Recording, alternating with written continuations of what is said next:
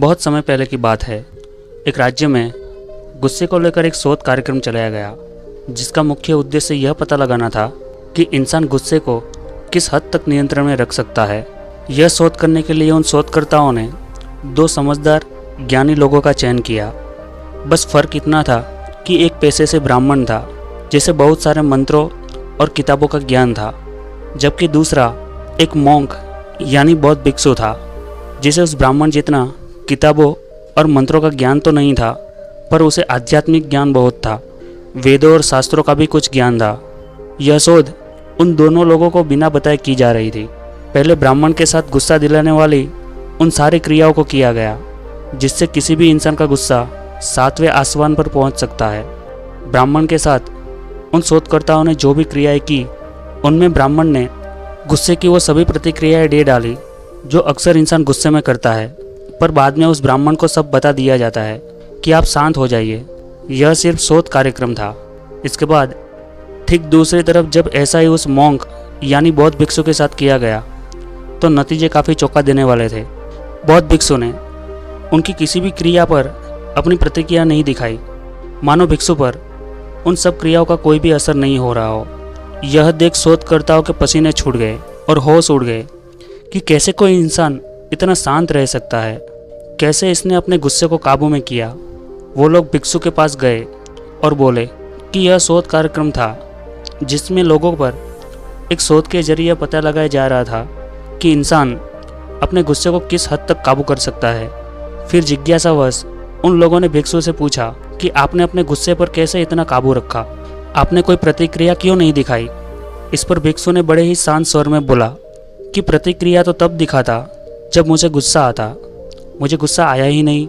यदि सच कहूँ तो गुस्सा आता भी तो भी मैं प्रतिक्रिया नहीं देता। भिक्षु बोला, देखिए, पहले तो इस बात को अच्छे से समझने की कोशिश करें कि दिमाग आपके अंदर है, ना कि आप दिमाग के अंदर। तो फिर दिमाग को खुद पर क्यों हावी होने दे रहे हो? बजाय इसके आपको खुद दिमाग पर हावी रहना चाहिए। कुल मिलाकर इस बात का मतलब यह है कि आपका अपने दिमाग पर पूरी तरह से नियंत्रण होना चाहिए। इस पर उन शोधकर्ताओं ने भिक्षु से बड़ी उत्साह से पूछा कि आखिरकार दिमाग पर इंसान पूरी तरह से कैसे नियंत्रण पा सकता है।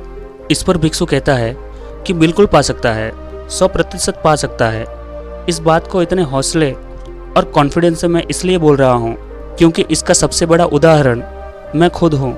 मैंने खुद विज्ञान, योग साधना, ध्यान विद्या और अध्यात्मक ज्ञान का सहारा लेकर इस बात को सिद्ध कर दिखाया है कि मस्तिष्क पर पूरी तरह से नियंत्रण पाया जा सकता है, जिसका एक छोटा सा नमूना अभी आप लोग कुछ देर पहले देख ही चुके हैं। भिक्षु कहते हैं कि दिमाग आपका मालिक नहीं, बल्कि आप दिमाग के मालिक हैं, तो दिमाग को खुद पर और हावी ना होने दे।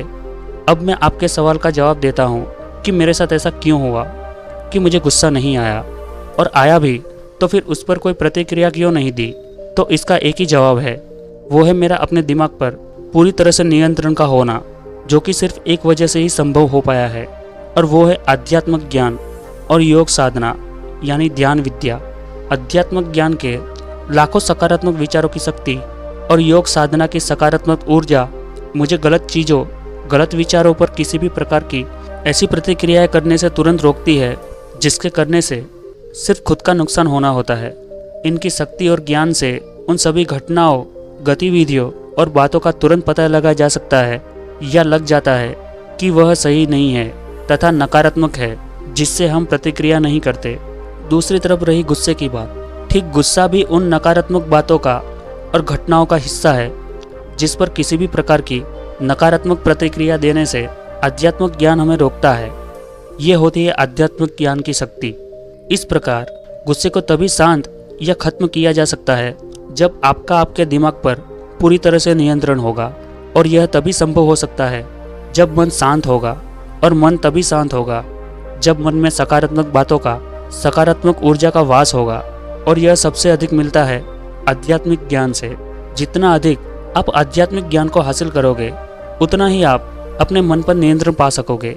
इसके बाद मन को शांत करने अथवा मन में सकारात्मक ऊर्जा लाने का दूसरा सबसे बड़ा साधन या साधना यानी योग है, जिसका संबंध ध्यान लगाने और ओम का जाप करने से है, क्योंकि ओम शब्द खुद में ही एक बहुत बड़ी सकारात्मक ऊर्जा है। इस शब्द का आंखें बंद करके लंबे स्वर में जाप करने से ध्यान जल्दी लग जाता है, जिस वजह से मन के साथ साथ पूरे शरीर में सकारात्मक ऊर्जा का संचार होता है।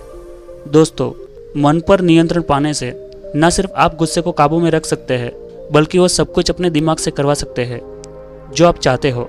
दोस्तों, आप अंदाज नहीं लगा सकते कि दिमाग की कितनी शक्ति होती है।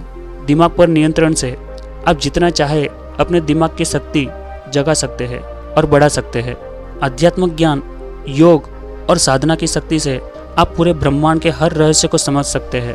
आध्यात्मिक ज्ञान, योग और साधना की मदद से हम अपने दिमाग को इतना विस्तृत और शक्तिशाली बना सकते हैं जिससे आप अपने शरीर और आत्मा को समझ सकते हैं।